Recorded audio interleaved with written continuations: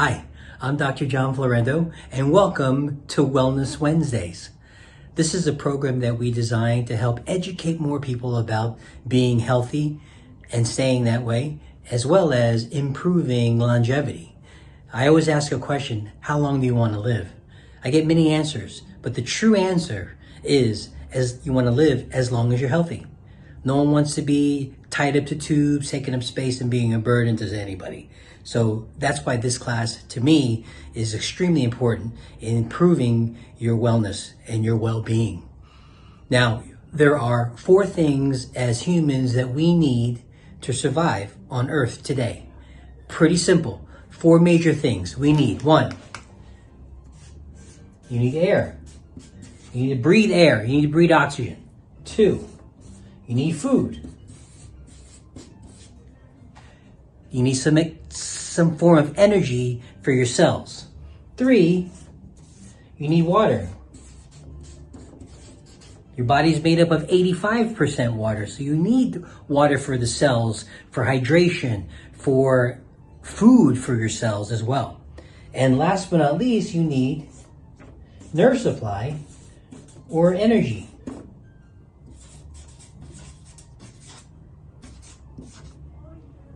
Energy for things to work properly in your body. Now, all those 4 things are essential in order for you to live on Earth today. Now, with air, how long do you think you can go without air before you start to get cell damage, tissue damage? A great example is someone who's been drowning. They always ask, how long have they been underwater? Because that loss of oxygen for a period of time can cause damage to the cells, especially in the brain. We get many answers, but the true answer is 3 to 5 minutes is when you start to get cell damage. The second is food. How long can your body go without food? Now, I, as a healthy human being, can't go a day without food, and you shouldn't either. I think the rule is eating 5 meals a day, 5 handful of meals a day. But how long can a body really go without food? Think about Jesus and Gandhi going on hunger strikes, or all the people that have gone through not having food and exposed to different weathers or temperatures, and lost in the desert or things of that nature. The answer is you can go 30 days without food before you start to get cell tissue damage. Third is water. How long can your body go without water? Remember, we talked about this with your body made up of 85% water. You need it, right? And second is that each cell thrives on water. I used to go take my children to a zoo, and we came upon the camel exhibit. I was reading a whole biopsy of the camel. A camel can go 6 to 9 months without drinking water, believe it or not.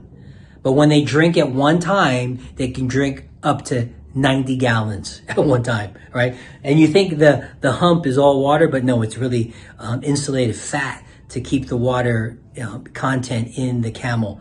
But how long do you think a person can go without water? 7 to 10 days without water. Now, nerve supply. Remember, your body is made up of nerves that control how cells work. How long do you think a cell can go without a message being sent to it? A great example is someone who's been in the hospital. They're in the emergency room. When they're in that emergency room and you hear a code blue, right? How long does it take before they should run in there? Now, it depends on what hospital you're at, right? But how long do you think that should be? The answer is they should be in there within seconds. And that answer is 2 seconds without nerve supply, and you get cell damage. 2 seconds without nerve supply, you get cell damage.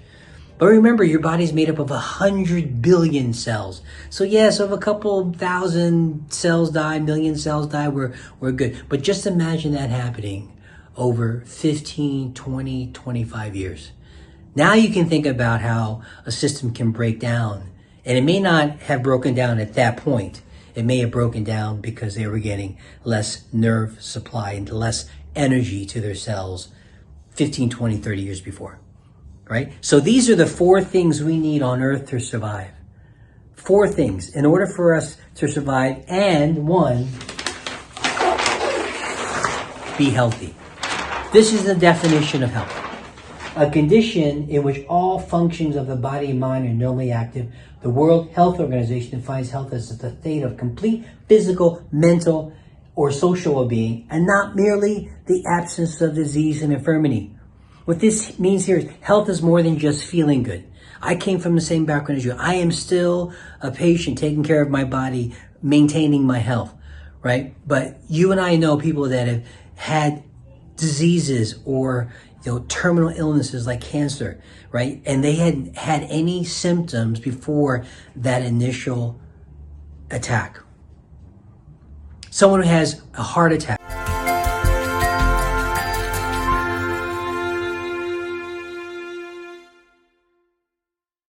These are the 6 facets of health. Proper exercise, good posture, nutrition, sleep, positive mental attitude, and a balanced spine. On Wellness Wednesday, we will touch base on one particular facet at each session. Today, we are going over proper exercise of the correct type and timing. Now, we all want to exercise. We all know how important exercise really is. And it really is essential to keep our joints moving, to keep our muscles strengthened and toned, right? Now, the types of exercise are vital, and this is why this is saying the correct type and timing. If you don't know what phase of degeneration your spine is in, because we all go through phases of degeneration, it's hard to put together a workout program for you unless you know. These are the different stages our bodies go through during the aging process. No one is exempt from the degenerative process because as we live on Earth, we have what we call gravity, the law of gravity. Gravity compresses. Our discs, which separate the vertebra, are cushions that wear down over time, right? As you can see in these phases through here, which ones really look like they may hurt? You're right. These here on the end look like they may hurt, and they do. So if you were in this phase of degeneration, do you think you want to be doing a lot of weight-bearing exercises or jogging or anything that's, squatting and, deadlifts and things of that nature on your spine? No. Here you could probably do that. But here you want to be doing a lot of low force types of exercises, activities, riding your bike, swimming, things of that nature. Here you could do your weightlifting and things that, anything that, your Tough Mudder workouts. I mean, all those different types of exercises would be okay here. So knowing what phase you're in is vital. And how do you figure that out? How do you know? You go see a specialist that in the spine, a chiropractic specialist, a chiropractic neurologist, anyone who is really catered to understanding the phases of degeneration, right? So exercise is vital. It is, but knowing what phase you're in is also very, very important. Also, there are 2 types of exercises. There are what we call aerobic and anaerobic. Aerobic meaning you're breathing during the exercise, just like we talked about with swimming, running, bicycling, you're breathing as you're exercising. That's an aerobic type of exercise. Skating, skiing, that's an aerobic type of exercise. An anaerobic type of exercise, it would be more of holding your breath for a period of time, like weightlifting. That's an anaerobic type of exercise. Now you need both, right? You need to split them, but you need both. But you need more aerobic than anaerobic. And as time goes on, those values get pretty close because you need the bone strengthening of an anaerobic type of exercise like weightlifting to put weight bearing on the bone to make it stronger. But you definitely need the cardio and the circulatory type of exercise like aerobic exercises, like your yogas, your Pilates, those are all great types of exercise as well for muscle, tendon, ligament stretching, joint maneuvering, things of that nature. So that's important, right? right? So understand that you knowing the phases of your spine and the types of exercises are essential. And we will be going through a stretch program for before and after exercising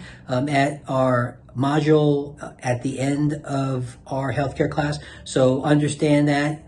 Stay for that or tune in for that because I go over some great stretches and I would love to have you. If you have any questions, please email the health savant at me.com or info@unlimitedwellnessinstitute.com. Signing off. Thank you for staying. Hope you learned something. And remember, we are dedicated to the universal improvement of health for you and your family. Have a great day. Thank you for tuning in to Wellness Wednesdays and have an unforgettable day.